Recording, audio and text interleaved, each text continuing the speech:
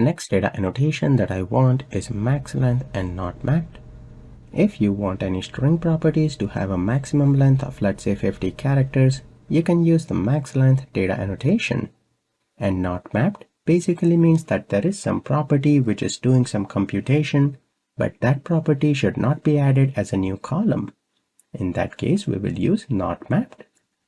Let me go back to the code here, and where we have the book, inside the ISBN, let's configure MaxLength.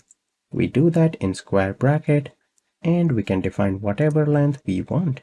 Let's say for ISBN, it can only be 20 characters, so we can add the max length right there.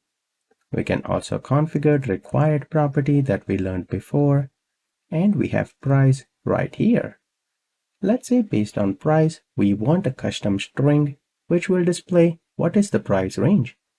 Like if it is less than $50, that is low, 50 to 100 can be a mid-range, and above 100 can be the high range. So here we will have a string property which will be computed based on the price. I will call that price range.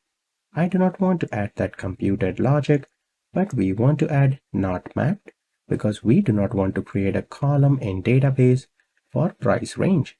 It is only there for UI purposes. When we display something, we want this price range to be calculated. With that configured, let me add a new migration. I will call that MaxLength and NotMapped in books table.